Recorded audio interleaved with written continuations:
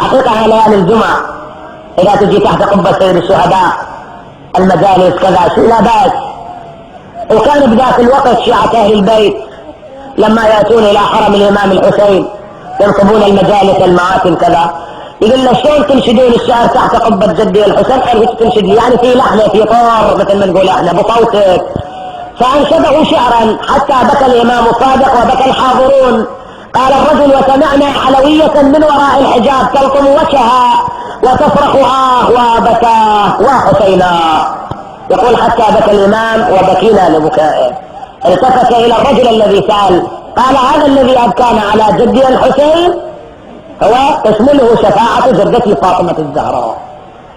الشخص اللي أبكانها على جدي الحسين حقيقة هذه نعمة، بمعنى مثل أنا وغيره وأمثالي من الناس اللي يتكلم ويأثر على المجتمع حتى يبكي على الإمام الحسين عليه السلام، يعني هذا تناله الشفاعة وهو جدا عظيم. لكن هذا يحتاج إلى شروط أيضا. شروط وهو الالتزام بأبي الحسين سلام الله عليه، بأبي الحسين، وأن لا يعترف بمصدر آخر غير الحسين على أفضل الصلاة والسلام. الوسيلة الكل بالكل سيد الشهداء. زين هذا الباكي على أبي عبد الله الحسين شلون؟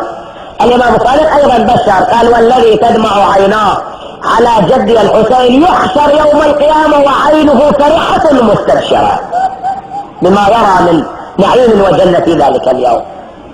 الزهراء يوم القيامة تخرج شفيعة، ولها مرة أخرى تخرج يعني بعد الشفاعة تخرج وتحت ردائها طبق.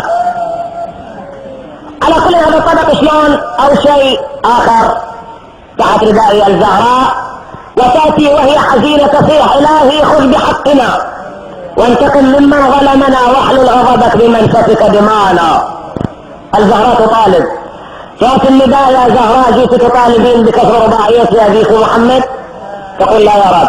فاطمة جئت تطالبين بكسر ربعك وما جرى عليك يوم الباب؟ فتقول لا يا رب. فاطمة جئت تطالبين بمن؟ جئت تطالبين يا فاطمة ببعلك يا علي أمير المؤمنين وبما جرى عليه؟ فتقول لا يا رب. جئت تطالبين بالحسن المجتبى وبكبده المتقطع؟ فتقول لا يا رب. فاطمة جئت تطالبين بالحسين؟ فتقول لا يا رب. فيتعجب الخلائق حقيقة. إذن بما جئت تطالبين يا فاطمة؟ وتخرجوا فاطمة الزهراء طبقا به كالصعد الفضل العباس. الله حقيقة موقف جدا رهيب في ذاك اليوم حينما تخرج كفي أبي الفضل سلام الله عليه، نعم اليمين والشمال، تطلح ذاك اليوم فاطمة الزهراء تنادي إلهي ما ذنب هذا اليمين يقطع وما ذنب هذا الشمال حتى يقطع؟ لماذا الزهراء تخرج بكفي أبي الفضل في ذلك اليوم؟ أتدرون لماذا؟ وفاء من فاطمة الزهراء، وفاء. علما هذا الوفاء وفاء لأم العباس والعباس بنفس الوقت، لكن أم العباس لما اجى الناعي يصيح قتل الحسين فأدمع مدراره، هذا ابن حبلا من ابن المدينة ورقع على ربوة بباب قبر الرسول وصاح ثلاثا يا أهل يثرب لا مقام لكم بها قتل الحسين فأدمع مدراره الجسم منه بكربلاء مضرج والرأس منه على القناة يدار وجه الناس بالبكاء والنحيب. يقول ابن حبلم بينما أنا أصيح وإذا أسمع صوت أقبل من آخر الجماعة لو صوت منها الجامع الأكبر وطلعت وتمشي وتغسر وصار المرض عباس نزر إلى الزهار وفاخت لنا إيش الخبر وفاتك لأرض الفخر فالساعة والله وش المصيبة الله أكبر. أيوم البنين أيوم البنين حينما أأتي بذكر أم البنين في قضية من القضايا أنا حقيقة نجرب هيك شيء، يعني الوقت اللي أنا يصيبني فتام غاب أمر آخر بس أذكر أم البنين الله كرامة لأم البنين حقيقة يفرج العبد. وإحنا الساوين قبال الحسين عليه السلام الآن حقيقة ماكو حاجة بيننا وبين الحسين ينظر إلينا أبو عبد الله، بالمناسبة الحسين وام البنين والزهراء، هذا ابن حزم مش قال هنا ام البنين، مو ام البنين الاولاد 4 قتلوا يوم كربلاء دون الحسين عليه السلام. الله شوية ويا ام البنين يقول امام مجرك بجعفر الآن تقل الكل كذا الحسين يرحون يقلها غدا غدا وياهم فرد كون تقل الفخر خالة المختار يقل هذا ستال عباس ايش تقول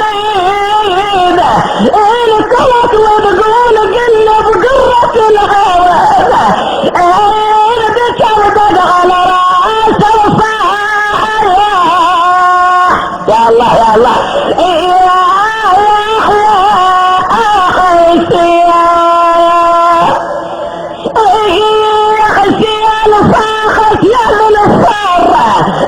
البنين تلقت البعض مع السباب بعد ما عرفت الخبر جت وين يم زينب تقول الهار قدس بسلام والهار العباس ولاد المهين اخاف قصر الغلق تحشيه او عندهم ما يبقى قلوتي توسيب يا يوم تقل الناس تقولي والله خلقت الغاب من اخوك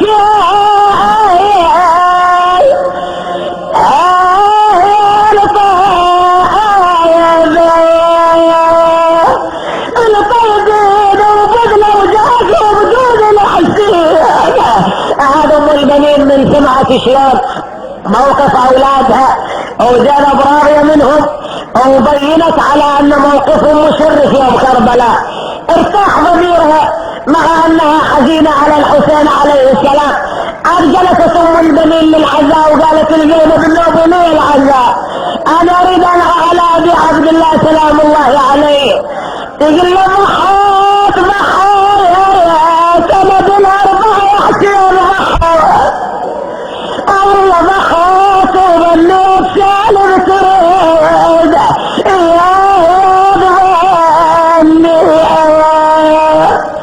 انا وبنصرتك يا حسين وصلت عينك بنية وزهرة البيت الله غباس وبدمك حرية يا ام البنين. يا الله الهنا شافي مرضانا واقضي حوائجنا ويسر امورنا ووفقنا من عندك يا الله. اخوان الحاضرين والسامعين والمؤسسين وفقهم يا الله.